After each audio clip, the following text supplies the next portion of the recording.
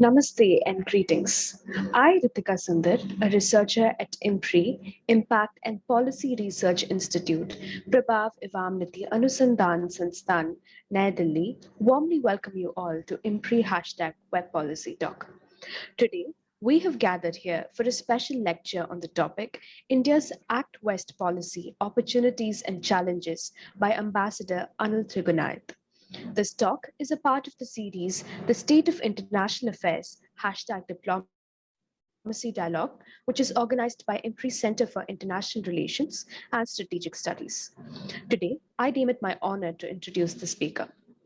As a career diplomat, Ambassador Anil Trigunayat has served in the Indian missions in Cote d'Ivoire, Bangladesh, Mongolia, USA, Russia, Sweden, and Nigeria. He served in Moscow as Deputy Chief of Mission in the rank of Ambassador. He was also India's ambassador to Libya, Jordan, and High Commissioner to Malta. He superannuated in 2016.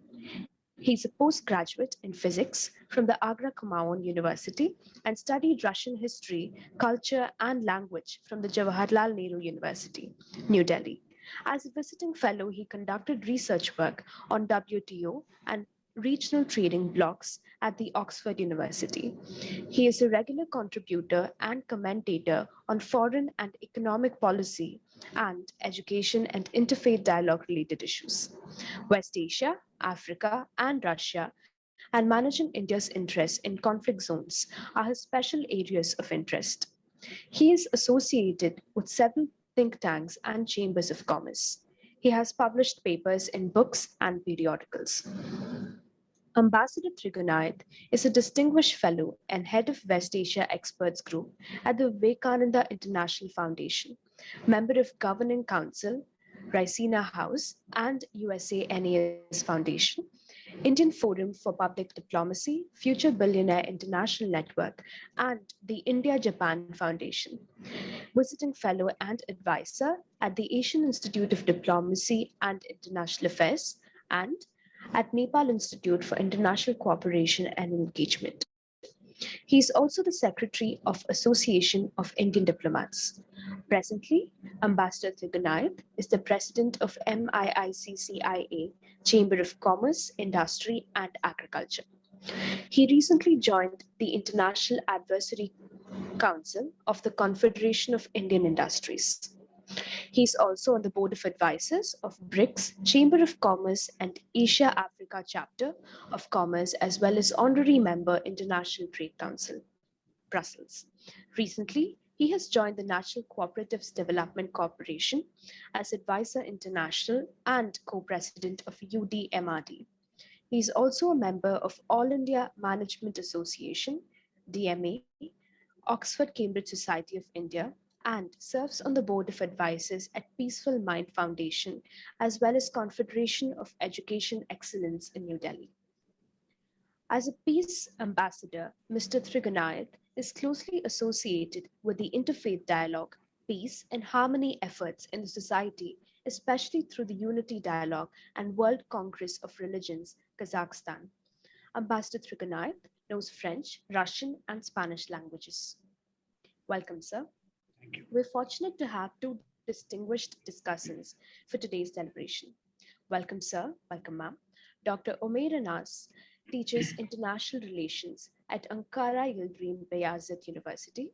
He did his PhD and MPhil in West Asian Studies from Jawaharlal Nehru University, New Delhi, India. Prior to joining Ankara Yıldırım Beyazıt University in 2018, he was a research fellow at the Indian Council of World Affairs in New Delhi during 2015-2016. He was also a visiting scholar at Free University, Berlin, Germany in 2012-2013.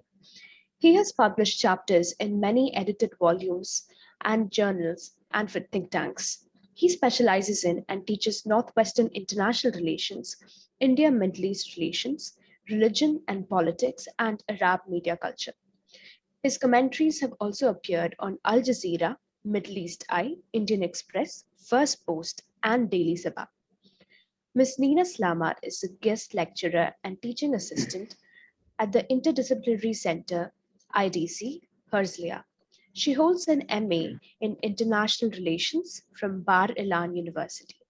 Her thesis focuses on foreign policy turning points, India's Israel policy 1948 to 2018. She also holds a BA in Government, Diplomacy and Strategy and a certificate in European Studies from IDC Herzliya. Her areas of interest and research are international relations, India's politics and foreign policy, India-Israel relations, Israel's foreign policy, and European Union. She's fluent in English, French, and Hebrew. We look forward to learning from our distinguished speaker and eminent panelists. We look forward to an enriching deliberation. With that, I invite Dr. Simi Mehta, CEO and Editorial Director, IMPRI New Delhi, and the moderator of today's session to take over. Welcome, ma'am. Good evening, and thank you, Ritika, for leading us into the discussion. And I would also like to point out here that we'd also be having a friend of ours, a former USAID employee and co-Fulbright scholar from Afghanistan who is currently living in the United States, Mr. Naveed Naeem. And he would be providing some perspectives on the current Afghan situation, the first-hand perspectives. So with that, we all know how volatile the situation in the West Asian region has been, and it has been volatile for quite some time, and the instability continues. The countries have really weathered different kinds of regimes and also aspirations also for democratic systems and international sanctions, civil wars, extremism, sectarianism, and also violence of incredible proportions. So what are the challenges? What are the current scenarios? And how India is preparing its Act West policy, because we all know that we have an Act East policy. What is it? What are the contours of it, and how are we going to see it unfold in the future? To discuss this, I would now directly invite Ambassador Anil Trigunayat for his special lecture. So we are so grateful that you could spare your time from your schedule and be able to do this. Over to you, sir. Yeah, thank you so much, Dr. Mehta, for this very kind invitation, and also to our friend, Dr. Arjun Kumar, for arranging this interaction by the IMPRI. And it is indeed an honor to be with you all, and hopefully we'll be able to discuss more intricate issues that are challenging all of us, especially in the West Asian geography, which is extremely crucial and critical for us. I'm also very happy to see that our friends, Dr. Nina Slama and Dr. Omair Anas are here with us. And so I will look forward to their interventions as well. They are very well-known experts in their own rights, and we look forward to hearing their commentary as well. Now, in fact, I must start with something last week. I think I was in a strategic discussion in a group of some of the distinguished members, and they asked me, why should we worry about it? What happens, for example, in Iran, Israel, or Saudi Arabia, or for that matter in that countries? If they're fighting with one another, let it be. Why should we? So much concern about these. Now, my answer was very simple, that just because it is in our own national interest, and every foreign policy's primary objective is to serve its national interest.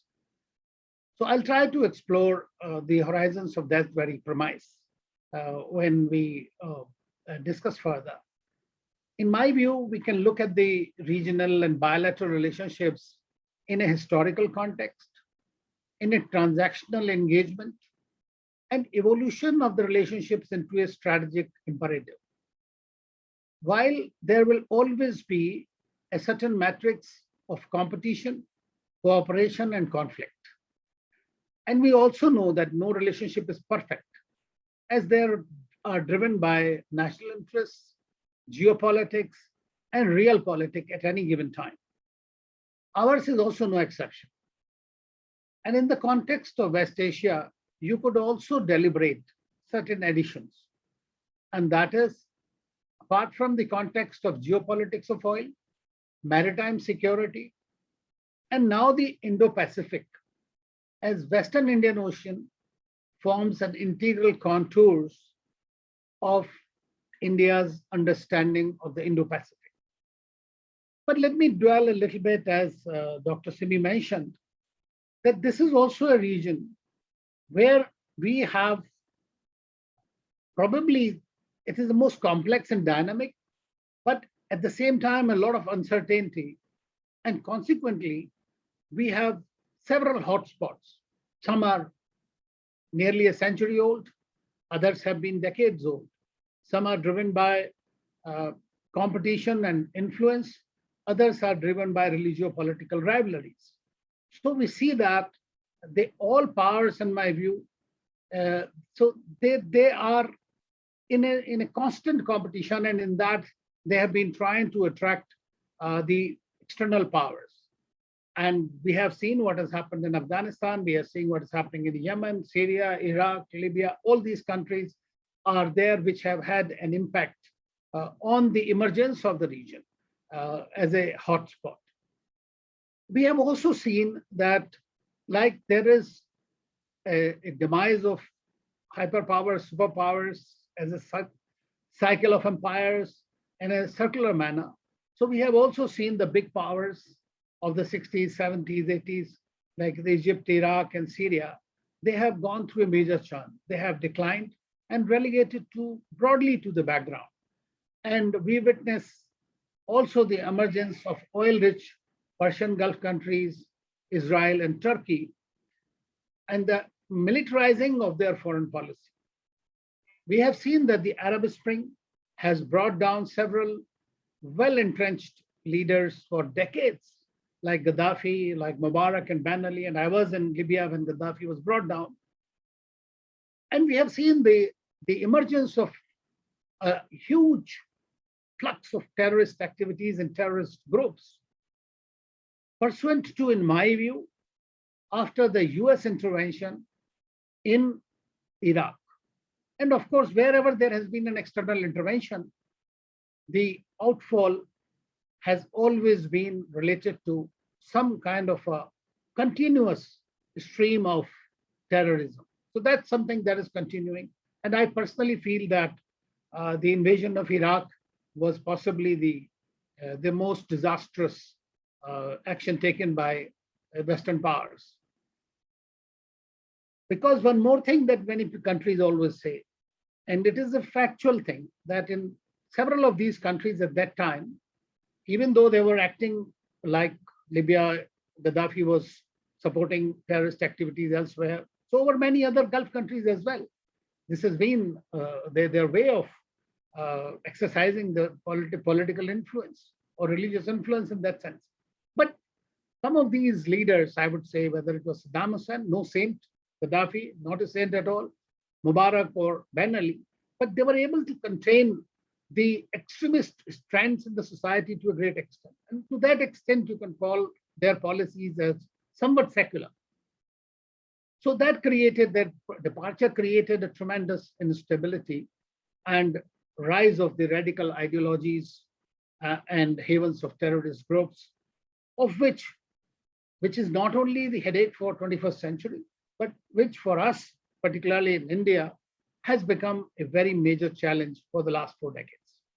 In fact, I must just add, right now, when we are looking at Afghanistan, only yesterday, when so many people died because of the ISIS Khorasan action, or for that matter, the presence of Al-Qaeda and others, we have seen that how the big powers have been not pushing the right lever in order to contain these crises, or being so naive in order to be taken for granted by, let's say, Pakistan, which has the handle on everybody. And they were able to play up both. And from India's perspective also, this has been a very important. So what we saw is, in my view, the 2 major events in the past decade or so can be seen as really watershed events. One was, of course, the Arab Spring, the 1.0, which as I mentioned about briefly. And second is the Abraham Accords. Both these events have far-reaching impact on the issues and the evolution of the new dynamic equations, strategic equations in the region and outside. Apart from that, we have also seen, we have to look at, in my view, there are today 4 or 5 actors who really are calling many shots, I would say. For example, Saudi Arabia, Iran, Israel, Turkey, and then you have some ambitious ones like the UAE and Qatar. They are behaving like middle powers. They are playing Cupid in many aspects, whether it was in Afghanistan, for example, for Qatar.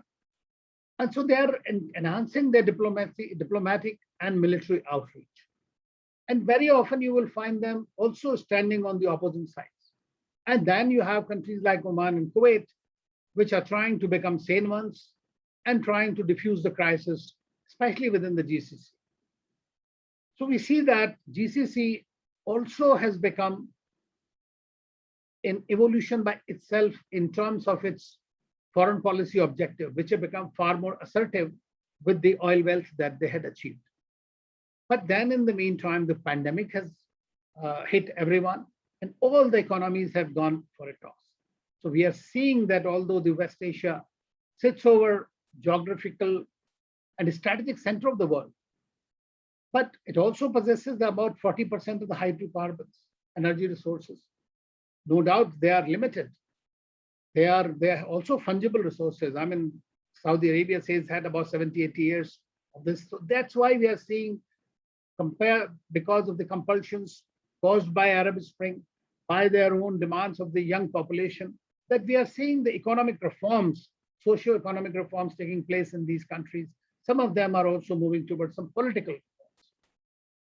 So whether it is Vision 2030 or some other programs branching out from the hydrocarbon-based economies to more renewable-based economies or towards more high-tech economies. So I think that these countries, especially UAE, Qatar and Saudi Arabia, are very well entrenched into these new kind of movement, which is of global geostrategic significance. Now, in this one, we also know that while the global trading routes pass, and we have heard about the choke points between Iran and others, and now the Red Sea has become more important for Saudi Arabia to find alternate. So we are looking at that all these countries are trying to work on various alternative dimensions in order to move forward their own interest and to provide an alternative in the region. But at the same time, these countries are also involved in constant internecine warfare, whether it's Israel, Palestine, Israel, Iran, Saudi Arabia, Qatar, or we have seen the worst that happened was in 2017, the blockade of Qatar. But we have also seen that how a tiny country, which is very rich, of course, has emerged as one of the major negotiators and stakeholder for the big powers like the United States and others in the region when it comes to Afghanistan or between the US and Iran relations. So this is something. Secondly, with that, we have also seen the emergence of Turkey into the GCC. Now, that is something that provided Turkey a greater role, and it was able to station its forces and have a base in Qatar. Now, that is something they don't like. But fortunately, right now, what we are seeing, of course, Arab Spring 2.0 is going around in Lebanon, Algeria, Sudan, and elsewhere. And Tunisia has been the latest casualty of it. What we are looking at is that these countries, the Gulf countries, are also moving towards strategizing in the maritime domain. That is another thing that they're becoming very strong because of the Iranian perspective that they have. So we see that they are all working on these kind of new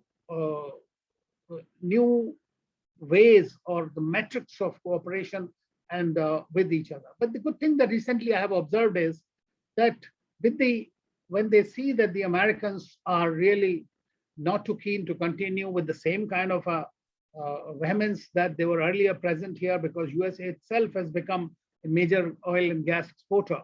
So what they have done is they're basically now looking at the other countries where they're looking at China, they're looking at Russia, and Russia has become another major power after the Syrian this thing. And China, of course, in its BRI context and its strategic context, under the radar of the American security umbrella, it has really very well entrenched itself within the Middle East. And in my view, that is going to be India's biggest challenge. Today, it has relationships from Iran to Israel. It has relationships from Saudi Arabia to Sudan, all the countries everywhere, whether it's North Africa or Africa proper. So we see in West Asia and North Africa that Chinese influence is increasing tremendously.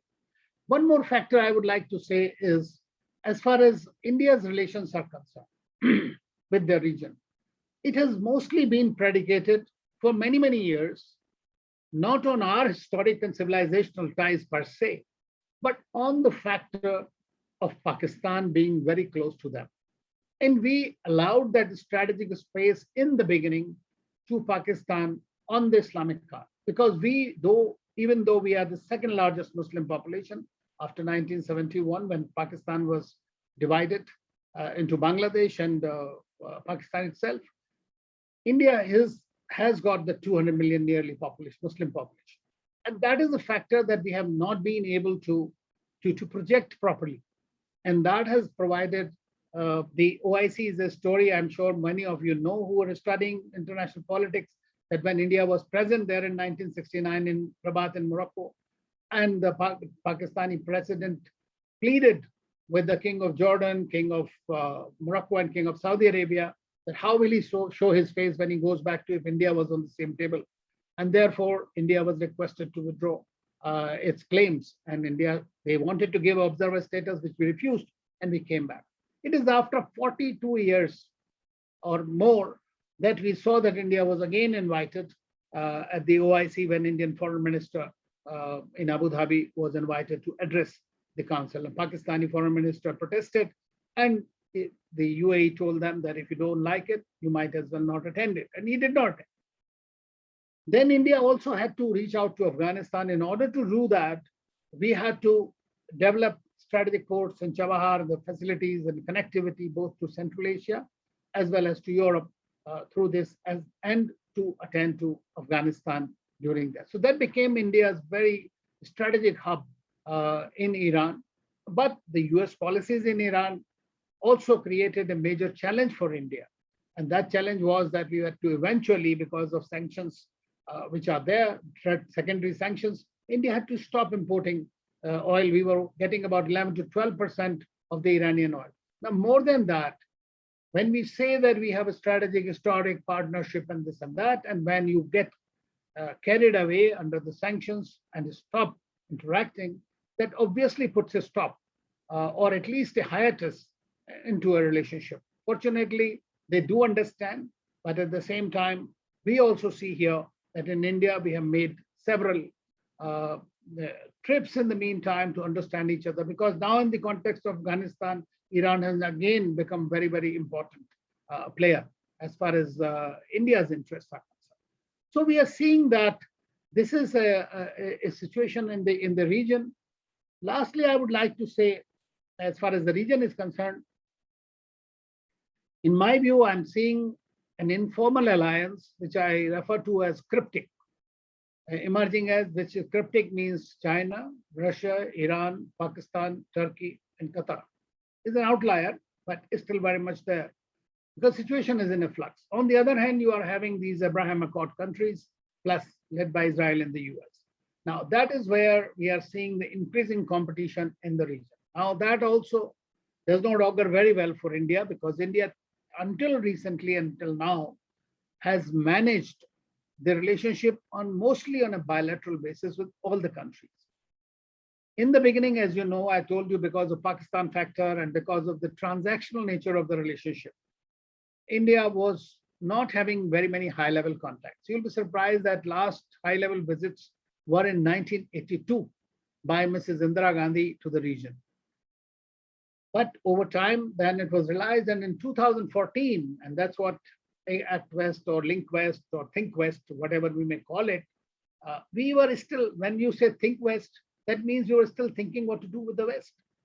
I remember at one of the CII conferences many years ago in 97 or something, the Singapore Prime Minister said that India at that time, we were not even looking towards Act East. So he said, you guys only look towards West. You only have look West, not look East policy.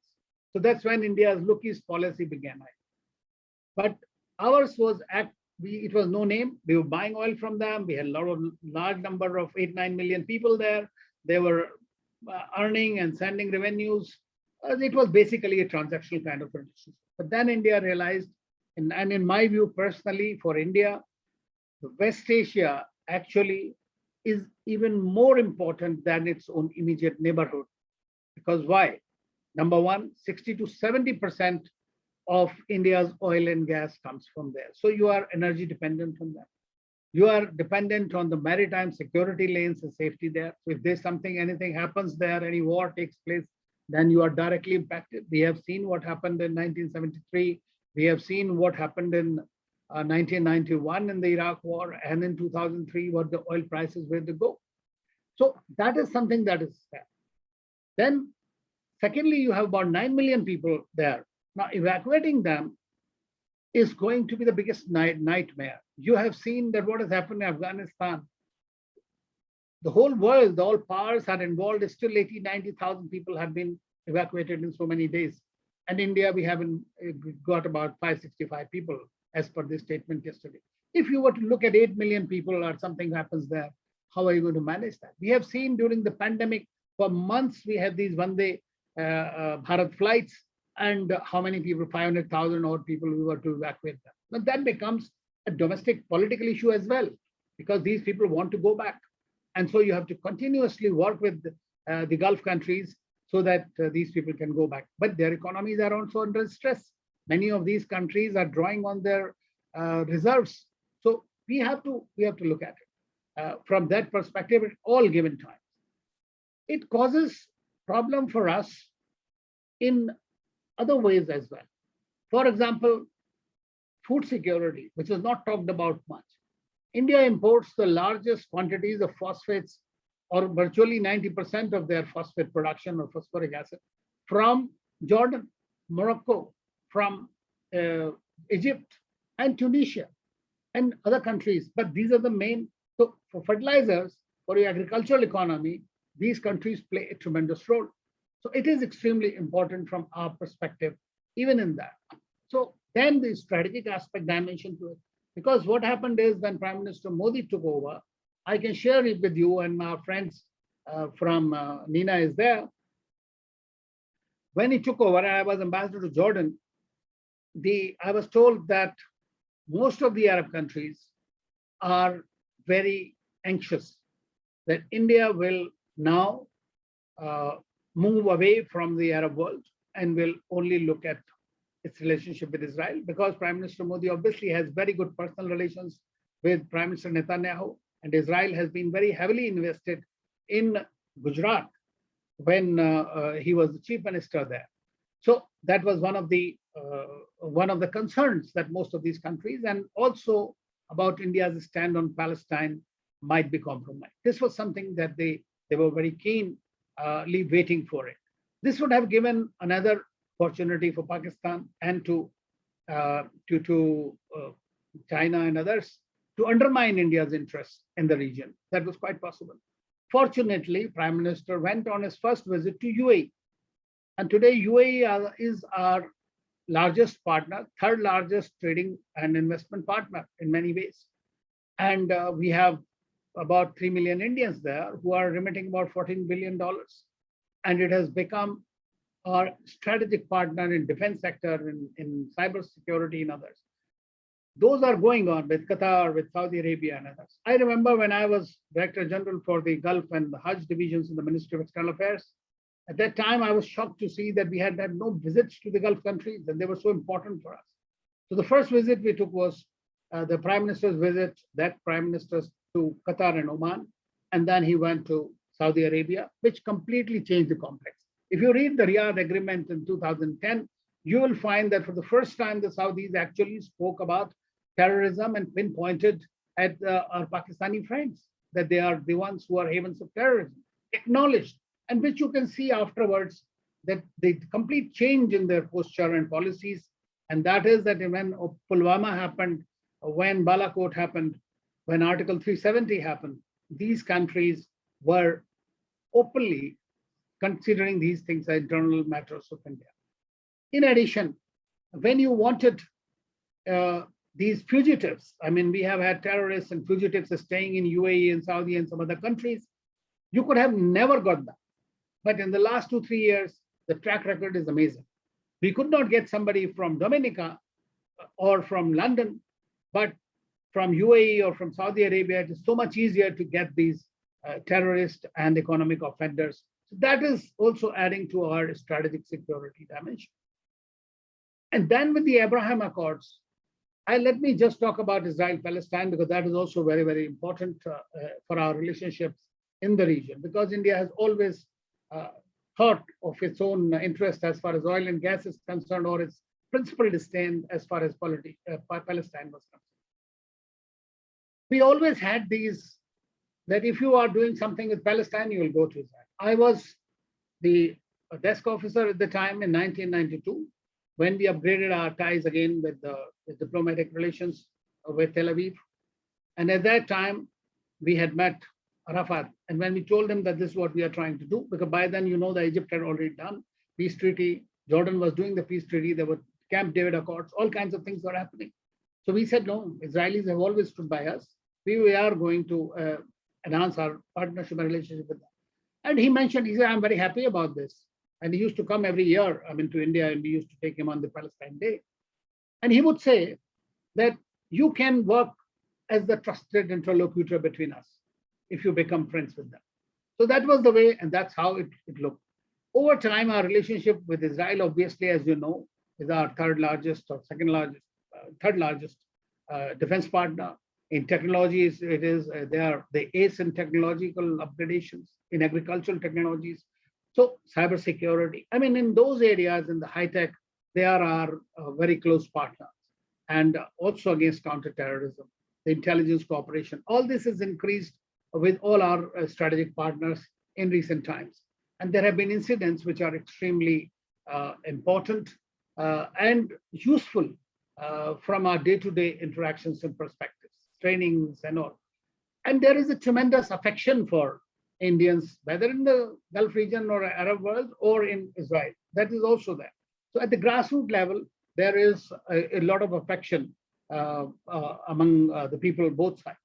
So I would say that over time, what happened is, when I was in Jordan, I know that we arranged the visit of President Mukherjee in 2015. And so when he came to Jordan, then he went to Palestine, then went to Israel. When Foreign Minister came, that different way. But it had to be two countries, both Israel and Palestine. Eventually, the government of India decided that while our stance on the Palestinian issue, two-state solution, dialogue, and resolving it peacefully stands, it is extremely important that we deal with each other independently on the merits of the issue. So that's what we call now as a dehyphenation of the policy between Israel and Palestine as far as India is concerned. So when Prime Minister Modi went to Israel, he just went to Tel Aviv. When he went to Palestine, he went to Palestine and thereafter to UAE. Now, the relationship, as you know, that in any relationship, mutual trust is extremely important. So even when President Trump, and he has been, whatever his foreign policies on one end, but one can say that he was quite heavily invested in the Middle East and tried to come up with some kind of a deal of the century, or for that matter, this Abraham Accords can be credited to him to a great extent. And I think that is the time when he also took certain decisions which are going to have a severe impact on the relationship between Israel and Palestine. For example, de facto recognition of Jerusalem, whereas in Camp David Accords or Oslo Accords or wherever, that was decided that East Jerusalem would be the capital. But that all has changed now on the ground. So this is going to be a major issue. Similarly, I would say that while the Palestinians also expected India, and they said that India can play another time, Abbas said that India can play a more constructive role, because at that time, they were not having any faith in Quartet or in the US leadership. They thought that they were being shortchanged once again by the US leadership in that sense, because Trump had taken several other decisions like stopping aid to UNRWA and to close down their mission and all that. But with the arrival of Biden, I think that a lot of things have changed. Now we know that as we talk that Prime Minister Naftali Bennett is going to be or is there in Washington, D.C. and discussing, but with the departure of Prime Minister Netanyahu, I think that overall complex of local politics between these two countries has changed, because Hamas is another factor there. And we have seen that what happens between them. If the Palestinians remain divided, it'll be very difficult for them to negotiate any kind of a peace agreement in future. But at the same time, this is an issue which needs to be resolved. And if it is not resolved, it will remain a festering wound both for this. And it will also have some kind of an indirect impact on the further expansion of Abraham Accords in that sense of the term, according to my personal opinion. One more country we must talk about, and our friend Dr. Anas is here, is about emergence of Turkey as a regional player, as a player which is trying to be provide leadership to the Islamic world. And it is often said that President Erdogan does have certain Ottomanic ambitions. He has very successfully used his, I would say, militarizing the foreign policy in the interventionist domain, whether it is in Libya, whether it is in Eastern Mediterranean or in Syria. So that is quite successful in that sense of the term. But good thing that we are seeing also is, and it makes a good reason for us to be happy about, is we are seeing that Saudi Arabia and Iran are talking. We are seeing that UAE and Qatar are talking yesterday. We are seeing that the blockade that was of Qatar was taken off in Al-Ula, and now most of these countries are once again coming on board. We are seeing that relationship between UAE and Israel and Morocco and Bahrain and Sudan is really enhancing very fast on a fast track. We are seeing that Oman and Iraq and some other countries are trying to diffuse the Yemen crisis. We are hoping that with the departure of most of the foreign forces, Libya will be able to hold its December 24th election deadline. Now, all these are great opportunities for India. Syria, if it stabilizes to some extent, reconstruction of Syria is going to be a very big opportunity for India. The biggest challenge in all this for India, in my view, is number one is terrorism. You see, the terrorism acts like a syndicate wherever they are. And the ISIS and others, when they were moved out of from Iraq and from Syria, they have moved into Afghanistan, they have moved into Libya, they have moved into Syria, into several other places. And in all these conflict zones, because they are the ready receivers of these ideological extremist groups, which destabilize the regimes there and destabilize the world. And they work like in sync with one another and sustain and support. And there are many studies which have shown their connectivity with them. So I find that from India's perspective, second, so radical ideologies is one of the worst. I must say that despite the ISIS appeal, ISIS trying, Al-Qaeda trying, India, even though it's the largest Muslim population, second largest Muslim population in the world, has had very few radicalized youth who went to Syria or to fight with the Americans or others. So that is a good thing, because but we can't be complacent. We have to be careful, watchful all the time as far as these terrorist ideologies are concerned. Secondly, for India's economic growth, it is extremely important that our hydrocarbon supplies remain on track. There is no disruption there. And the investments, like for example, Saudis had agreed to invest about $100 billion in India. The UAE $75 billion into strategic reserves, into refineries, into infrastructure, into the markets, into other areas. Then we can also have an opportunity of working with them in third countries. For example, food security is extremely important for the Arab world, especially the Gulf countries. 90% of it they are importing. We can work with them in agriculture sector the food security sector, and along with Israeli technologies, because which are very important and they have helped us a great deal, they can help there.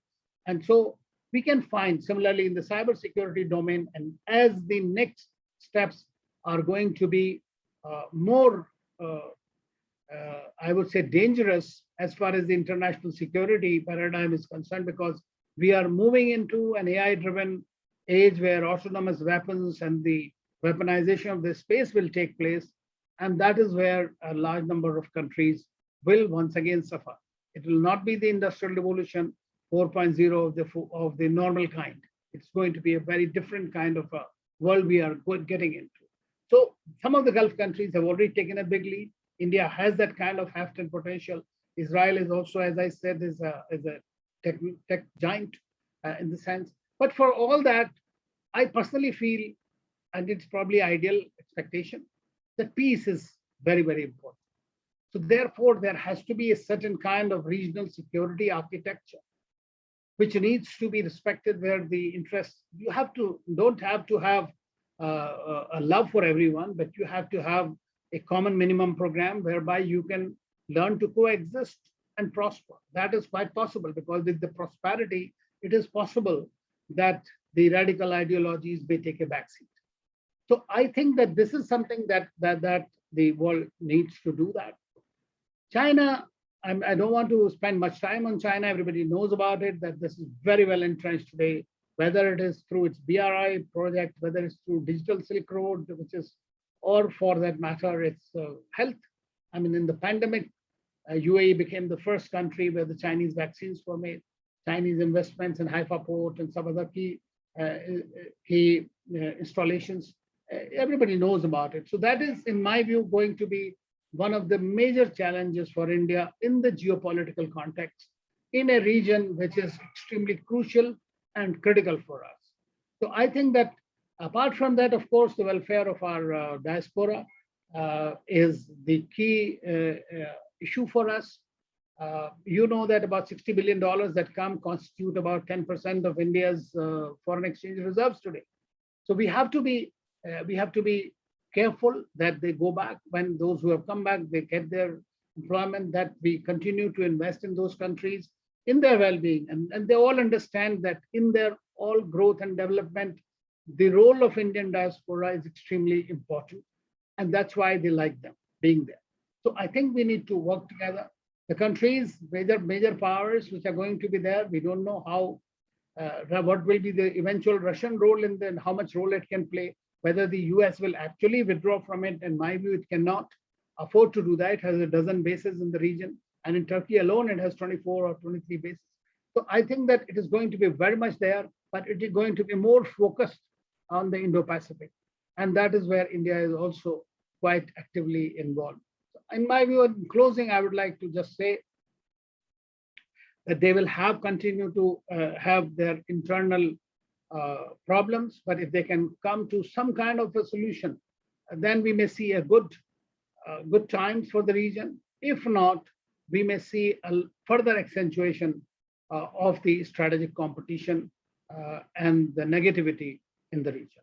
So I'll stop here. Thank you. Thank you very much, Ambassador. It was wonderful listening to you and knowing so many intricacies that really sometimes is out of reach of scholars like us in the realm of international relations. So we thoroughly enjoyed and learned a lot. I'm sure my other co-panelists also agree to it. So I would firstly go ahead and invite Naveed, who is joining from Washington, DC. And I would request him to request you, Naveed, to share your perspectives to start with on the Afghan situation and your views on how do you expect India's responses should be, and if you have any questions for Ambassador Anil Trigunayat. Over to you, Naveed.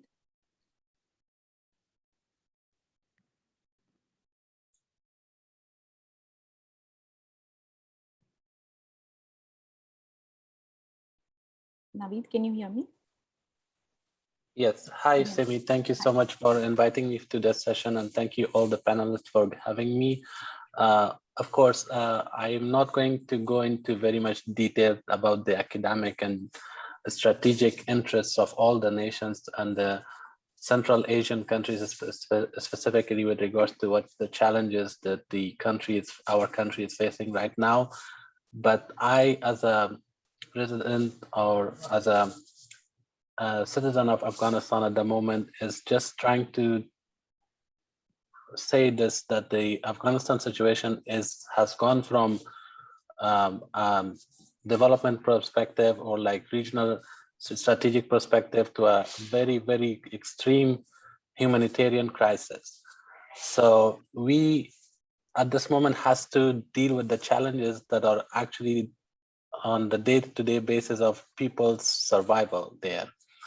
We cannot go back and say at this time that whose fault it is, how this happened, and what should have gone right or wrong. But at this time, we need to go forward and find a way to make sure that whoever is running the shots in Afghanistan right now, or whoever is involved or in the leadership position, has to agree to a certain respect for the human life and allow people to be freely given the opportunity to decide their fate, whether they want to stay, whether they want to leave, or whether they want to do whatever they want, instead of being forced to accept ideas or ideologies that are against their values and their backgrounds. So coming up with India's perspective, as I would like to really much focus this narrowly towards India, because this is all about India's role in the region. And as the ambassador said, it is always related to the national interest of each country, however they play a role in the region or internationally. Of course, it is in the India's interest to very closely follow this situation that's happening in Afghanistan, because there are a few reasons. First of all, terrorism is a big challenge for the region, as the ambassador said. And having the history of Taliban and going back to how they are started as a terrorist organization. And their main ideology is to disperse terror and rule. And they don't believe in any humanitarian laws, international laws. They're not bound to any kind of treaties, or they're not even considering any involvement of international community, even though if it's UN. So that is something that we need to consider. And there is no Taliban 2.2, or there's no good Talib or bad Talib. The ideology is the same. Even if they started in 1996, they started with that ideology, and still they're doing the same thing. So with regards to India, I would say that the first thing that India can do is, because India is currently chairing the United Nations Security Council, that is a big role that India can play. And that will help India in every aspect of this situation to push forward their wants and whatever is in the interest of the region, to force to kind of like put pressure on the international community not to recognize or give legitimacy to this regime. So whatever is happening, it has to be a very close dialogue with the international community to make sure that before legitimizing this regime, or before giving any recognition to this regime, we make sure that the basic human rights are met, or they should be accountable for their actions, what's happening now, and what will happen in the future, or in the short term, or in the long term. The other important aspect that I can see is that India should also accept this bitter truth, or this fact, that Pakistan has won the strategic interest in Afghanistan. And this is a big blow to both India and also to the region, because Pakistan's ideology was to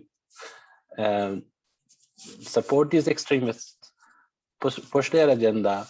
And that is something that India has to consider going forward with any policies or any relationship building with several countries with regard to what's happening in Afghanistan.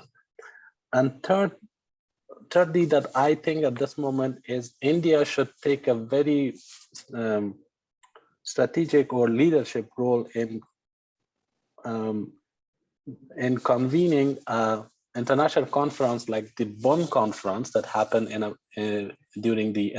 after the collapse of Taliban, and that in that conference, India should be playing a major role in involving all stakeholders, including the international community, including the minorities from the country, including all the political influencers from the country, to make sure that whatever government or whatever future structure of the government will be in Afghanistan has to comply with the international standards. And that's it for me right now. And I would be really happy if you have any questions later. Thank you, Naveed. Thank you so much. Yes. So moving ahead, definitely we'll come back to the responses that Ambassador would have for you, but we'll just move on to our next panelist, Nina. Nina, please go ahead and share your views.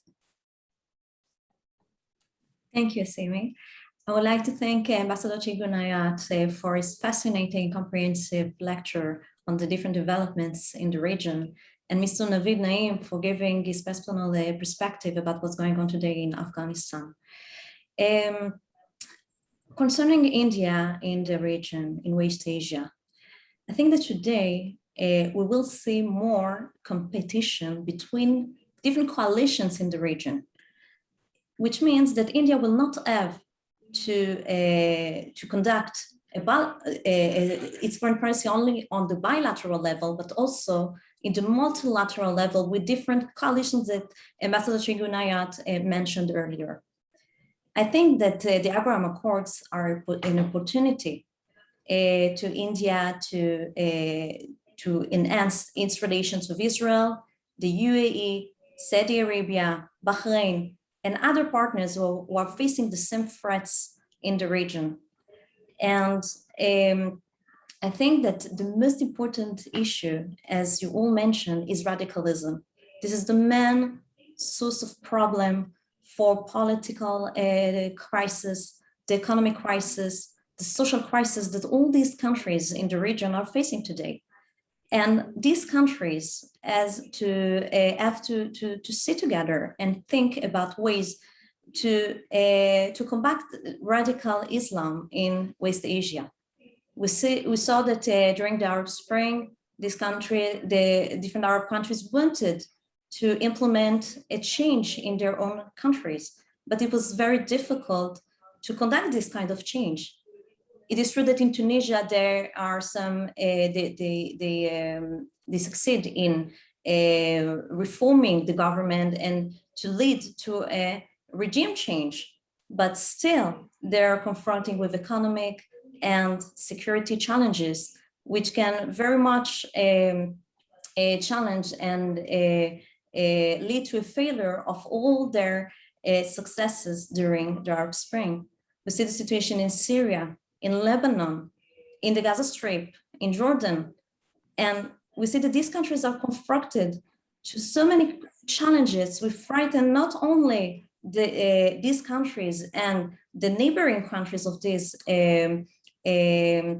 countries, but also posing challenges to the whole region and to other countries in other regions in the world. So India, I think its main role should be to form these kind of relations, bilateral and multilateral relations with partners who are willing to work together in order to address security, economic, political, and other challenges that all these countries are facing today. And I think that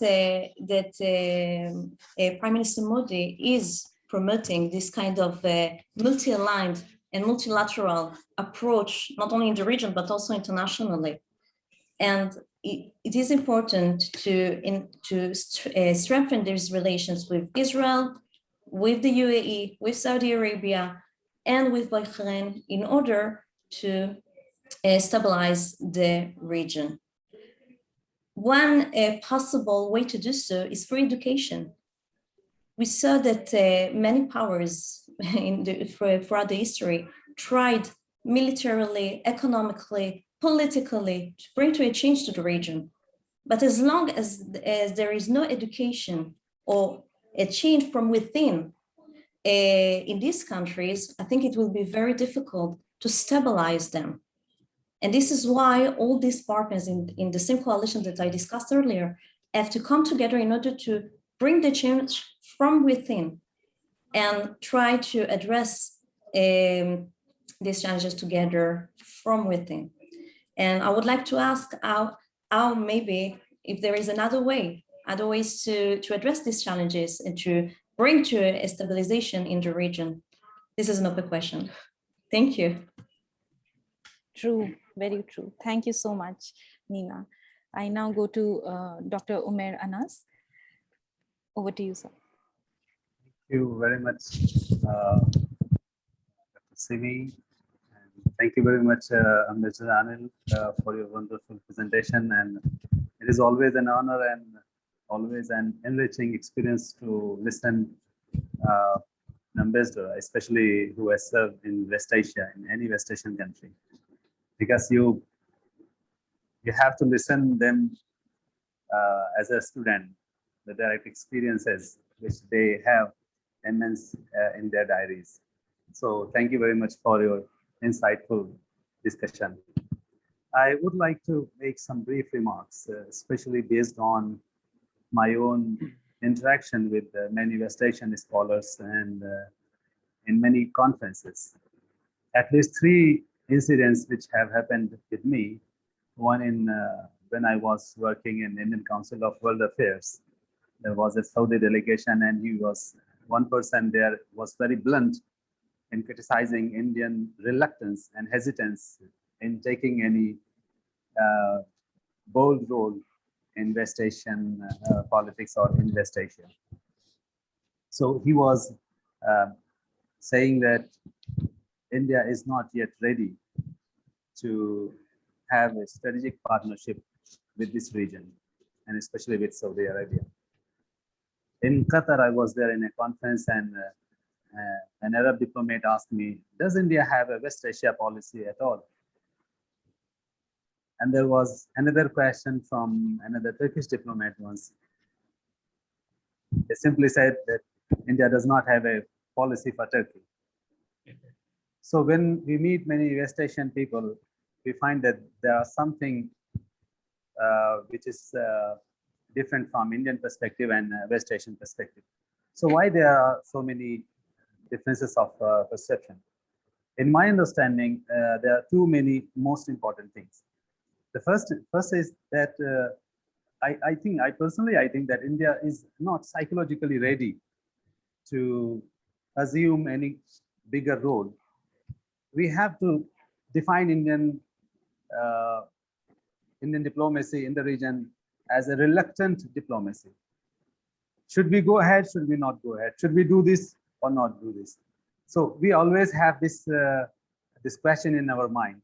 So still we are grappling with this situation, kind of reluctance which we had got from our history. I'm not saying that this reluctance is new. This reluctance has been very old. But in the beginning of Prime Minister Modi's period, I had started writing that the era of reluctance is going away, because Prime Minister Modi was very keen to change this status quo, and he wanted to have a strategic view, and he wanted to have a non-transactional, rather a strategic relation with this region, and for that he wanted to change many things. But I think that is still, especially since the Biden administration has come, many of the assumptions on which Prime Minister Modi's initiatives were started, they have changed. For example, India was playing an important role in bringing Israel and the Arab countries together. Even Mahmoud Abbas, the Palestinian president, he personally asked India to play a role, a mediation between Arab and Israelis, but between Palestinian and Israelis. But when President Trump was defeated and Biden came, then things have started changing at a rapid pace. So the role of Iranians in the region came back. Turks got emboldened once again, and there are many other things which have started changing. And so the Indian template of West Asia, which Prime Minister Modi had adopted before Biden, had faced so many challenges. So once again, I would say that I think that India's West Asia perspective is not strategically well equipped. We have to work on it, so many things. For example, we have been talking that our relations are basically based on three things: energy-centric, diaspora-centric, and then trade-centric. Of late, especially when Foreign Minister Jaishankar had made his famous speech that the Gulf region should also be included into Indo-Pacific region. From there, we have started changing the view for the region, and we thought that this region should be taken into a broader Indian strategic view. So we then, as Ambassador Anil has also included, that we have included other elements beyond these three elements. And Indo-Pacific, he has also rightly mentioned. But for example, if you see diaspora, how far we can rely our diplomacy on diaspora? Because if you see the region, that most of these countries, they don't want diaspora anymore. They want to replace most of the diaspora with their domestic workers, or they want some other replacements. And you can see a sense of panic among Indian workers, among Pakistani workers, among the Bangladeshi workers. They are trying to find alternative jobs anywhere in the world. So many of these workers are coming back, or they are trying to find other jobs. And the Qatar crisis had played a blow into this crisis again. So diaspora is not going to be a permanent thing, and is going to change very fast. The second thing is that India's non-oil trade relations have not yet improved that much. Still, our relations are mostly based on, when we say trade relations, it means that one-way relations. Mostly, we are importing energy from there. But non-oil relations have yet to diversify and start in a big way, especially in with Egypt, for example, because Egypt has a very big market in North African countries. So we have to work a lot in these areas. One important thing which I think that is responsible for our hesitance or our reluctance is that for a long period of time, especially from 7th century to 13th century, 14th century, I can say we have so many historical documents which prove that India had people-to-people contact with this region. If you see the Buddhist text and Sanskrit text were translated into Arabic back in 7th and 8th and 9th century in Baghdad. Panchatantra was translated back in 8th century. Today it is taught in all Arabic universities. Kalila Dimna, we know the name of this book, Kalila Dimna, which is the Arabic translation of Panchatantra. It was done back in 8th century. But if you see today, the people-to-people relations between India and West Asia is extremely poor and limited. We almost do not know the people of the region. I have been sometimes criticizing this view that Indian newspapers do not have any correspondence in these Arab capitals. We do not have enough cultural relations. We do not have enough cultural exchanges. Even the number of students from the Arab world have started decreasing. There used to be many Yemeni students and Omani students in India, but now their number is declining very much. So people-to-people contact is always very important in bringing the two countries, the two regions closer. So I would just say that we have to see our assumptions very carefully, and we have to evolve a strategy for the region, a comprehensive strategy in which we can fit our own security, our own national interest into that. For example, we always see that the region is like a homogeneous one single home.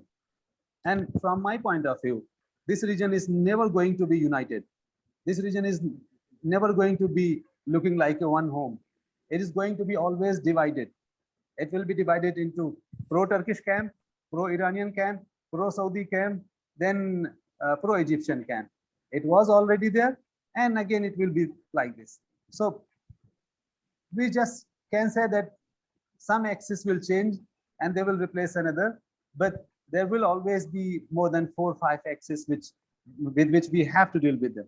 So it means that we cannot have just one single West Asia policy. We have to have many West Asia policy because there are many West Asia, and accordingly we have to prepare for these divisions also. And for each division we have to prepare a separate policy, and then there should be some coordination among all of these divisions. In this way, that we can cooperate and coordinate among all these things. I just would like to say a few words about the crisis which is happening in Afghanistan. And I must say that the crisis in Afghanistan is going to have big implication for India and its West Asia policy also, because earlier Saudis and UAE were the first country who had supported the Taliban regime. Whether Saudi Arabia and UAE and other countries are going to have same relations with the Taliban, whether we are prepared for some confident relations with Saudi Arabia and UAE on this issue.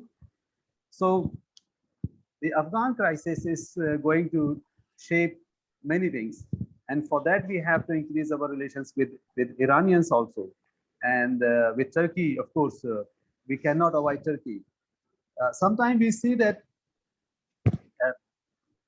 I should say, Pakistan is, of course, a very important country, but we should not judge all the countries based on Pakistan. Each country has its own relations with Pakistan. Saudi Arabia was having an excellent relation with Pakistan, but gradually it changed. Its terms and conditions with Pakistan has now completely changed.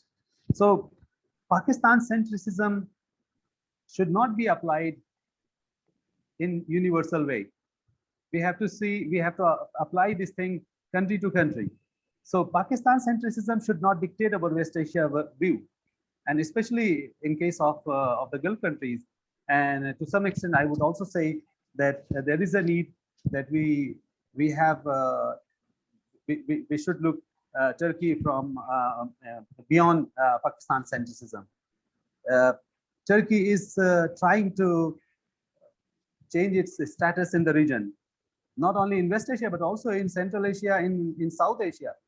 So an emergent Turkey, which is going to come into our region, in just our neighborhood, how we are going to deal with that very assertive power. And we have to be prepared with them for that. And we have to communicate with them. We have to talk with them on many issues. So I think that staying away or denying these changes in West Asia, I think that we are not going to evolve a very effective West Asia policy.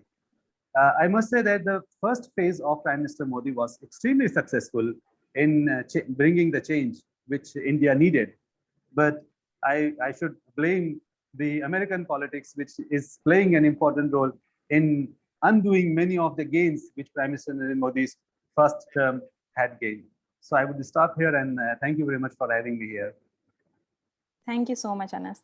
Wonderful listening to you and your views. Absolutely, it aligns with what the extempore that any JNUite is expected to provide. So thank you so much. So I would now request Ambassador Anil Trigunayat to respond to the discussants' remarks. Well, something good here is that at least 4 of us are from JNU. Right. So that is a good thing. Well, has been fabulous comments, I must say, from Naveed, Dr. Nina, and Dr. Anas on many issues, and I broadly agree with nearly everything that has been said. And I have been myself a votary of a more proactive policy, a divergent policy, because as was said, West Asia, we may say Act West or whatever it is.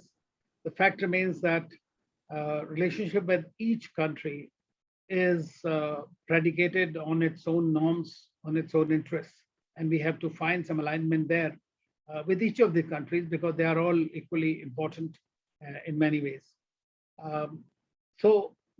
As far as firstly, let me talk to our friend Naveed from Washington, DC now about Afghanistan. What has happened in Afghanistan is many books will be written about it. And I have myself written several articles, even though I have not served in Afghanistan, but one always followed throughout all your neighborhood. So what has happened in Afghanistan is abdicating the responsibility in a very brash manner. And if you start sleeping with the enemy, then you are always going to have this kind of outcome, which is there. India, you know, the Biden said, and you are sitting in Washington, so you have been part of USAID.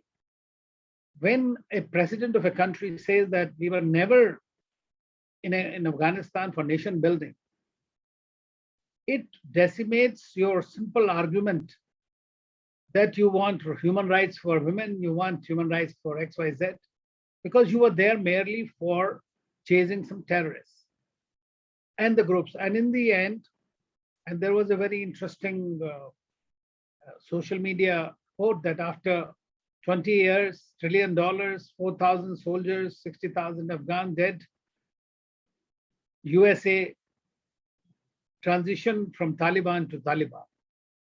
You know, that is something that shows. And when they were negotiating these in Doha, and I must say that probably India was the only country that did follow what you mentioned yourself, that there is not a good Taliban or bad Taliban. We always thought Taliban were Afghans, but they also have the same mistakes in the country, but provided within certain contours of the constitution or the basically what we call as humanitarian or considerations or human rights, but they have very different philosophy. They're trying to project a different face. And I feel even if they are right in that sense, and probably the Americans have read them correctly, if it is true, then a great onus lies on them to prove that there is no difference between their words and deeds. These are early days, no doubt. And in a war-like situation, it is very easy to judge. We can have very quick media commentaries which make very good headlines, but that is not the reality in that sense.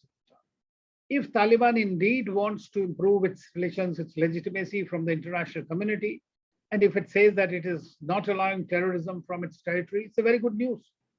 That it will allow the women to work and do whatever, then it is a good news, even though Sharia, Afghanistan is not the only country in the world where Sharia is applied, but how it is applied. So those are the things that are going to be, the world has to hold the new government to certain accountability. And that is what will, what India is doing today, as you mentioned, we are in the UN Security Council. Fortunately, this month we were chairing the sessions. Afghanistan, we have had 2 meetings which India called for. And in both the meetings, the red lines that the world expects Taliban or the new government to respect have been underscored very much. The immediate priority for India was, of course, the evacuation of its citizens like everybody else, because you don't want to put your people in the harm's way. When there is a war zone, I have evacuated a large number of people from Afghanistan, from Libya and several other places, so I know how it is. Here it is only 565. We evacuated 18,000, and Iraq we evacuated 170,000. It's a Herculean task for anybody, any country from that matter. But it does not mean we are abdicating Afghan, because we are more concerned about Afghan people. We have a historic civilizational partnership, relationship, a connect. And Afghan people, especially the Pathans, were always treated as a gold standard of honesty in India forever. And so it's a kind of connectivity that cannot go away. What role can India play today? Of course, Pakistan is a major factor. It is a winner. And as was Dr. Anas also mentioned, that we have to acknowledge the fact it's true.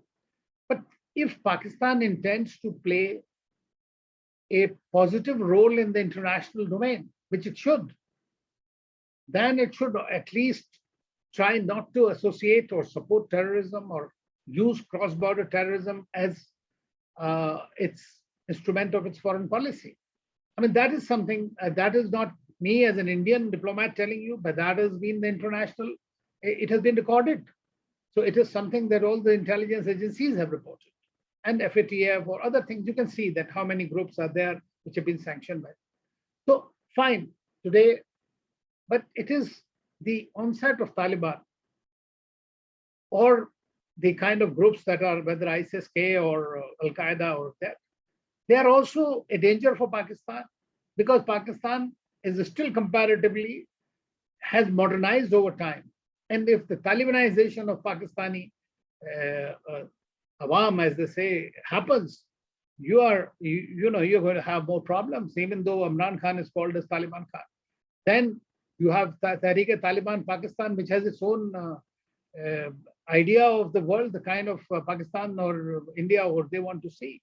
Then you have ISIS. I mean, we are seeing the fight and competition between Emirate and Caliphate. So that is something that is going to decide how Taliban is going to deal with them. Saying is very easy that we'll not allow terrorism from your. How are you going to control those people who have helped you in achieving this status? That's one. Secondly, even if the creamy layer of Taliban today, in my view, is, let us say, more modernized or thinks more rationally, how are you going to control the people who are there in the, who have been the guerrilla warfare fighters? What is their thinking? Can you change it? And I'm happy that they acknowledge it. When their chief spokesman said that our bigger problem is to keep our people, those who are going to control, within control. Now that is something that is going to be a major challenge. Thirdly, 20 years, the people have expected something else. Americans sold a dream to them and then abdicated them. Now, how those people are changed people, how this new government is going to try and fulfill those aspirational dreams? Because see, whether you are 70,000 or 300,000 or 500,000, you cannot control the 30 million people and their dreams if you are not going to provide for it. So you have to work for the financial inclusion, the governance inclusion. You have to do that. You can't do anything because fighters, you can equipy, but you can't govern. So that's going to be another domestic challenge. Of course, the international challenge is legitimacy. And that's where the international community, and I personally do not believe in sanctions, because the sanctions regime has nowhere been successful in the world. And it is not going to be successful. Instead, what will happen is what everybody is fearing. You will have an increased drug trade, you will have increased terrorism, arms trade, all kinds of illegal activities will begin in order for them to survive.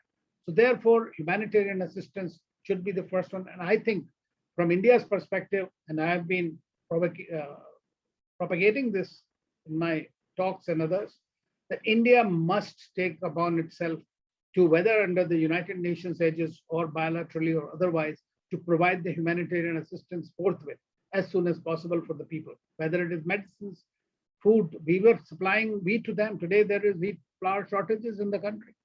So that's what I say. And I want to tell you that India stands with the Afghans, and nobody is in a hurry to recognize the government till it actually happens.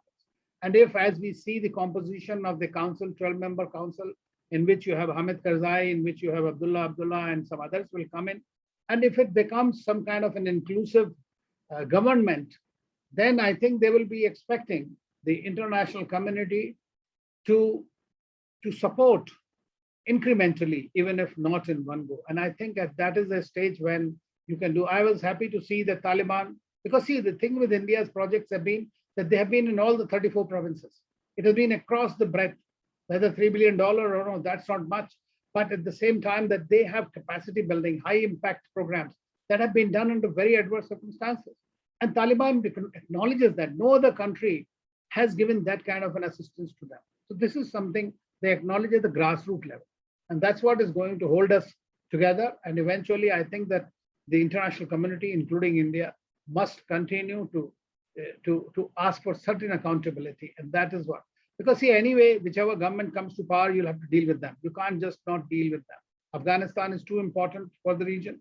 and it cannot just be left to a certain or some terrorist groups who can undermine the security of the region. So from that perspective, it's very important. I fully agree with Dr. Nina that something that has been lacking, and Dr. Anas also referred to that India's regional strategy or sub-regional strategy or subtext there has actually been missing. That is something it has not taken upon itself the role that a power should play. The thing is, I tell you that from 2008, when we started having these visits, there was a constant refrain that India is not doing enough. And as you rightly mentioned, the Pakistan factor really was the factor that was prohibiting our thinking to a great extent. And I can share with you, it happened with me in Jordan. I'm in a country where the king wanted to develop relations, each successive, and we did not have a single major high-level visit in 65 years. I was shocked when my president told me, Anil, you are going to a very important strategic country. I started laughing. He said, why are you laughing? I said, simply because if it is so strategic, so important, why is it that we didn't have any PM level visit, or we did not have a president or a foreign minister visit on a bilateral basis? And then fortunately, we tried to work on it, and all that happened with the meeting when King Abdullah and Prime Minister Modi met in New York in 2015.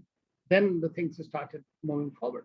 Same thing applied with our visits, high-level visits, you know, they play. And I remember when I met Sushma Swaraj, whom I knew, but may she rest in peace, for 20, 30, 25 years, I told her one thing. I said, ma'am, the Arab mentality is very different.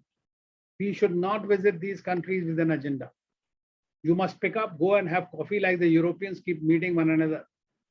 Come back with no demand, no agenda. They have oil, they'll sell to us. We are buying from all over the world, so we'll buy that for ourselves. Nobody's doing a favor to us.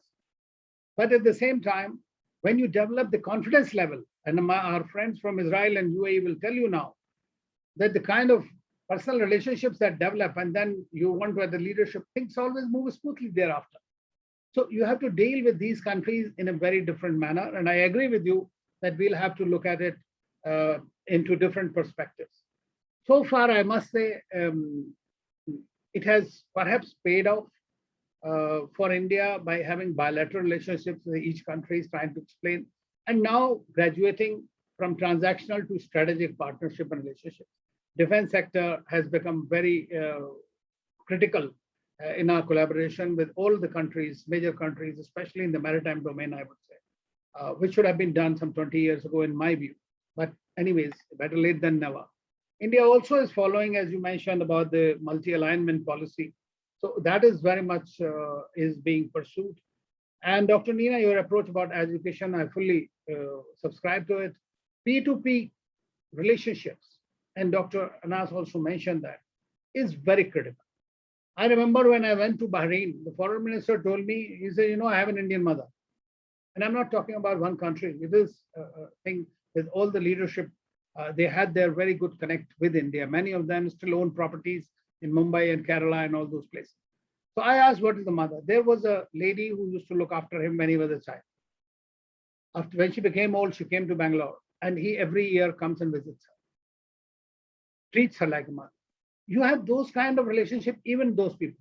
But when we say that Indians probably, and very often what happened is when the, I don't know, you are all very young, but when I was studying in JNU in the 80s, at that time, the whole of Delhi, we used to have all these Arabs coming from all the countries floating in their traditional dresses at the AIMS and the medical assistants in different places in Bombay and here, plenty of that. But once they started having their oil wealth, they started looking towards the West, and the West became heavily invested in them as a market. And that is the reason today this region is the most militarized region in the world. Saudi Arabia is the biggest importer of the US arms and ammunition. So is the UAE, so is Qatar. Now, that has been the policy of the Americans. Of course, they have a great industry, defense industry from California to Connecticut, which needs to be serviced at all times for that conflicts are essential. So that is another theory which works there. But at the same time, now these countries are also realizing over time that you cannot depend on one country. And I think the Afghanistan fiasco would also convey a very similar message. To what extent can you rely on a country? So can you have a regional collaborative matrix possible? As I said, the minimum, I mean, I'm being idealistic in this, and I agree fully with Dr. Anas that giving the historicity of the acrimony between these countries, many of the big powers, it is very difficult to see them sitting on a table and talking to one another, whether it is a peace plan or whatever it is, each one on to own, especially because of Iran's, because Iran is one country, you have to grant that through its 3H, which I call, H is Houthis, the Hamas and Hezbollah, it has been able to have an excellent outreach and control over several Arab countries. So it is one country, even a Shia country, has very close partnerships and relationships with several Arab countries. And that is there. So whether Saudi Arabia likes it or not, it is a reality. So I'm glad that now today, Turkey and Saudi Arabia are talking, Saudi Arabia and Iran are talking, UAE and Qatar are talking, and Egypt and Turkey are talking. So this is a good thing. When the dialogue is there, when the talk is there, they are realizing their limitations. This is what is there. So once you realize your limitations, you work on a strategic partnership model somewhere.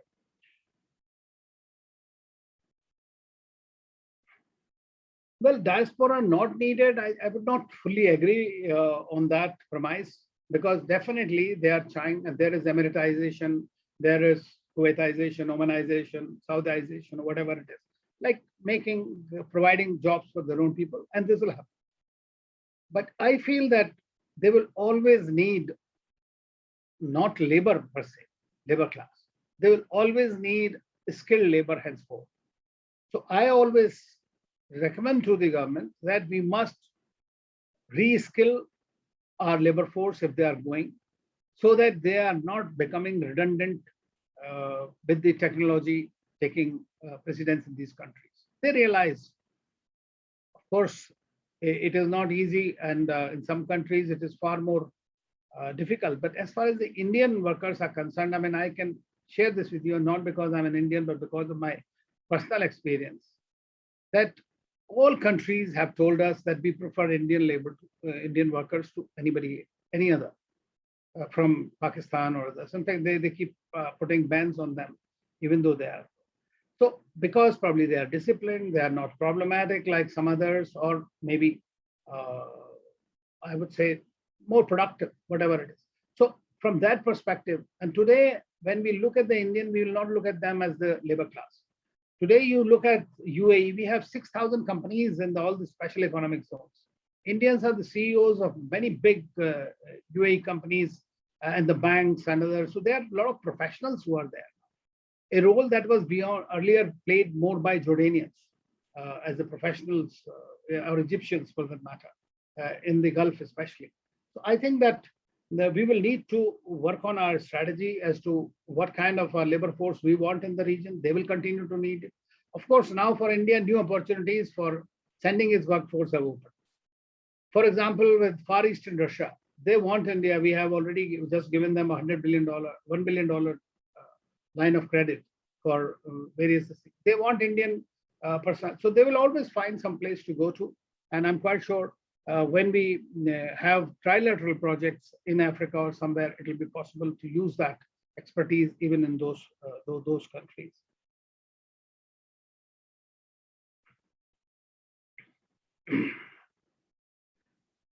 I also think that something that that India has so far, I would say, followed a policy which was like non-prescriptive, non-interventionist policy. We just do our bit and continue with that. But since the expectations in the region is increasing for India to play an increasingly larger role, because see, even if Iran, for example, signs a deal with China for $400 billion, it is a civilizational country that doesn't want to be held hostage to one power. It wants a balancing power to come in. And that is one reason that they also want India to play a bigger role, despite what happened due to the Trump era. So that is, they want to have some kind of a balance. Same thing applies to Saudi Arabia, UAE. and Israel. Of course, the special relationships apart. So I think that there is a great possibility for us to really make up. And for example, I would say that we don't have any special envoy on West Asia. If there is a problem, whether in Syria, Palestine, Israel, or in other places, if you have a person who can go talk to them and be seen to be doing something, you may not. We don't have the heft to resolve the big problems like Syria and Iraq or something like that. But if you are seen to be working for peace, then nobody is going to object to that. At least you become a good interlocutor. And I think that's where a role for India is very important.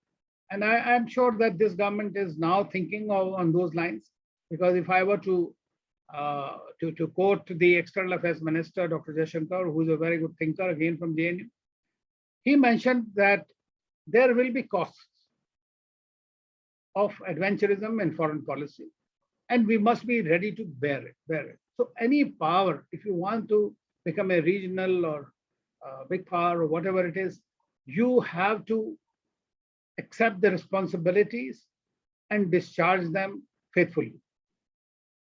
Then only you could do. India cannot be seen to be a partner in crime with anyone. That is something it has avoided, and I'm sure it will avoid. What it will do is a facilitator of sorts.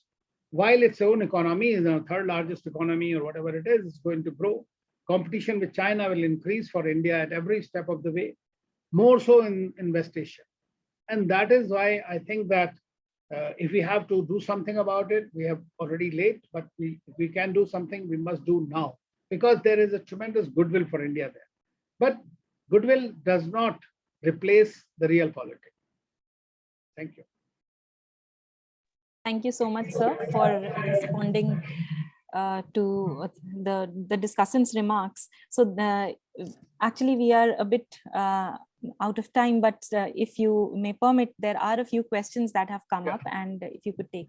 So I'll just put the audience questions first. This is by Professor Bharti Chibbar, who asks, what are your observations on the future of an Indo-Abrahamic alliance in terms of rising trade and military cooperation potential between India, Israel, and the UAE? Another question is by Professor Michael Barak, who asks, how do you perceive, sir, the rising influx of Afghan refugees, especially in the region like Iran, India, Pakistan? And I would like to add here my concerns as to America has consistently intervened in the Arab world and has often left without a resolution. How do you see as an Indian diplomat and an Indian observer? Further, Joe Biden has just said yesterday that they're going to hunt them down, and they're not going to forgive and forget and all those things after the unfortunate terror attacks yesterday. So on the one hand, they are they're actually time bound to get out by 31st August, but this means hunting them down. Does it mean that there would be more American boots on the ground? Thank you so much. The first question is about the Indo-Abrahamic Accord. I mentioned it in passing, that it has opened a new opportunity, because see, we have excellent strategic relations with Israel, especially in the high-tech area. UAE and Israel in the last 1 year or so have really upped their relationship to a new level. That is true. They've just opened the embassy. That's a different thing. But as such, the exchanges, the things that are going on very fast on both sides. I see it not an alliance. I don't see any alliance operating because, frankly, India somehow abhors that word alliance. We have only done an international solar alliance, which is there, or non-alignment movement or something like that, but not the alliances per se. But definitely, a framework within three of them can work together. And I'm saying not only among ourselves, three countries, but also in different continents. For example, in Africa, it'll be much more easier for us to work together in those countries. We can have joint investments, joint technology, joint defense projects. So that is quite possible. And I think that that will work reasonably successfully, in my view, to begin with, because bilaterally, we are already in sync on most of these projects and the potentials and the possibilities within these. So that has a good potential. And I think that there is thinking on these lines in all the three capitals. As far as question of Afghan refugees are concerned, I mean, that is going to be a very, Dr. Barag, major problem for the world. The problem is that because of the way everything happened, the people are desperate. For them, the only thing I would say landmark is how Taliban behaved 1996 to 2001. That is the gold standard for them to decide that what is their life going to be. That's why whoever can get out will get out. Secondly, I think that most of these Western countries who wanted to take the people who helped them get out they started announcing it, and that raised the hopes of the people. And yesterday, those 100-odd people died because they refused to leave the premises or to wait. So I think that the way it has been handled is rather bad. And another thing is whether they will really be able to take everybody. They say help them, or this, but they have taken out their own citizens, most of them. But after this yesterday's incident, I wonder that on this level it will continue. In this one, Taliban had helped CIA director who visited last week, and I think the Taliban had shared the information about the ISIS Quran, that they are likely to do these kind of suicidal acts or the terrorist acts, which has been definitely proved right, because it has been coming for last 3-4 days. There was credible information. But the fact that who is looking after today the security of Kabul? Security of Kabul is being looked after by Haqqani Network. And Haqqani Network views about these things. But Taliban is not a monolith. Taliban has about 8 or 9 factions in it. And all of them may have their different designs. Even the spiritual leader is one, or co-founder Mullah Baradar is another one. But we find that there are problems that are going to be faced by the more so. But the aspirations of Afghans cannot be met by evacuating. You can't take out 30 million people, 34 million, 38 million. You will take out a fraction of it. That is not going to serve the purpose. And in a situation like this, what happens is anybody, even if he was not connected, even if a Talibani had an opportunity, he'll like to run away and go to a greener pasture. So it is possible. So that's why there is a crisis situation created by hyping up the expectations of the people there, that we will take you out, we are the big power.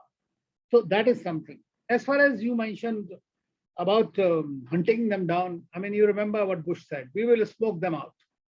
They have not been able to smoke out anybody. Where was Osama bin Laden, who's killing him? They take the great credit and a great success story. He has been in Abbottabad under the ISIS control. ISIS is your great partner. And in my view, and it was again, Dr. Anas also spoke about it, if Pakistan had been handled properly by the Americans, I mean, can you imagine the best intelligence, the best army in the world, the most technologically savvy army, cannot predict that the enemy can come into you within 6 days instead of 6 months? I mean, you're peddling that information to Indians, to everybody else, that we still have 3-4 months, 5 months. It was an utter failure either of intelligence or of policy making. That is very clear. In that sense, I don't see that there is going to be anything. Frankly, if by 20 years being of the position, you could not decimate them completely and hand over it to the same people against whom you came to fight, I don't see. You might kill a couple of ISIS Khorasan, and they don't need outsiders, because Taliban is going to kill them, some of them. Taliban has already killed one of the ISIS Khorasan's South Asia leader.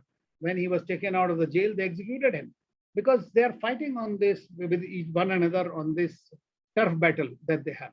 But Taliban is not all powerful in that sense of the term. They have many other challenges to keep their domestic situation apart. So I doubt very much that we will see a great counterterrorism in word and deed, it will continue. They will all keep on talking on the high, and they might use this actually to somehow control the Taliban action. Thank you very much, sir. Thank you for your responses. So I would now move on quickly to the concluding part, and I would invite our discussants first to talk about your perspectives on the way forward as to what do you see moving ahead, immediate or short term or medium term, as you would deem fit, in the future of the region. So I would like to invite Naveed first, just 2 bullet points each, if that should be fine. Naveed. Yes, first of all, thank you so much, everybody. Thank you, Ambassador Anil, for your thoughts and your comments. I really appreciate what you're thinking and how you're going forward with the Afghan support. Of course, things are really, really difficult at this moment. We cannot predict what's going to happen and how things will be projected or like guided towards different routes. But of course, the situation at this moment is all based on humanitarian assistance. And as you said, Ambassador Anil, if any international organization is thinking of any kind of support right now, it's going to be like how to channel the humanitarian assistance, because shortage of Afghanistan is a landlocked country, and all supplies comes from these bordering countries, especially Pakistan. And Pakistan has shown their less interest in supporting any kind of refugees or any kind of supplies going into Afghanistan. So at this point, it's very important to kind of channel those humanitarian assistance, whether it's by air or by road or anyhow, so that these shortages will not affect the ordinary people of Afghanistan. Because sooner or later, the reserves will run out. And we have seen this several times in the history that once the reserves had run out, people are fighting over just a simple loaf of bread. So this is a very important point. And the second point, I will always emphasize on this one, that if, as Ambassador said, that there's no different types of Taliban. So they're all thinking the same ideology, but even if like the elders or the leaders are projecting a different version of Taliban, the foot soldiers are still having the same ideology. So in order to avoid any tragedy for people who had this idea that we are going towards a developed nation and we will have freedom and we will have kind of like something which is not the Taliban ideology, is to let them choose, let them allow to leave the country if they have the chance, and let them get refuge in any other country, if possible, neighboring countries, so that they can decide on their fate. Because nobody trusts what happened, and nobody trusts what Taliban is saying right now. That's it. Thank you, Simi. Thank you. We can only hope, pray, and wish that things are good for you and they turn out well. So thank you so much. I'd go to Nina. Over to you, Nina. Thank you, Simi. So yes, I think that India should, as the panelist said, play a more active role in the region, starting from the declarative level. It is true that India is very reluctant in its political culture when it comes to foreign policy. But I think that nowadays it should change its policy and have a more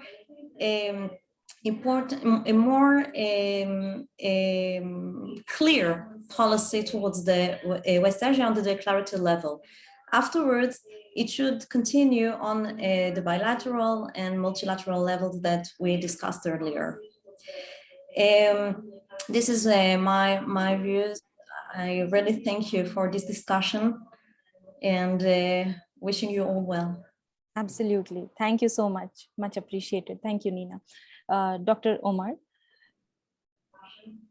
I will make just 3 quick and bullet remarks. First is that we should believe and we should think that West Asia's security is India's security. And we have to be part of West Asian security architecture. We have to contribute to the security of the West Asian region.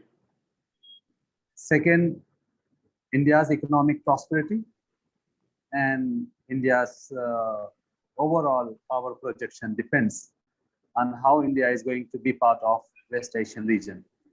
So India must be part of overall political, cultural, and economic processes of West Asian region.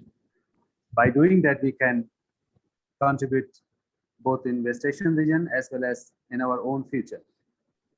And last thing which I must say that India's West Asia policy and ACT West Asia policy starts from Islamabad to Turkey and Iran and North Africa. The reason is that we cannot give this region to China on a platter.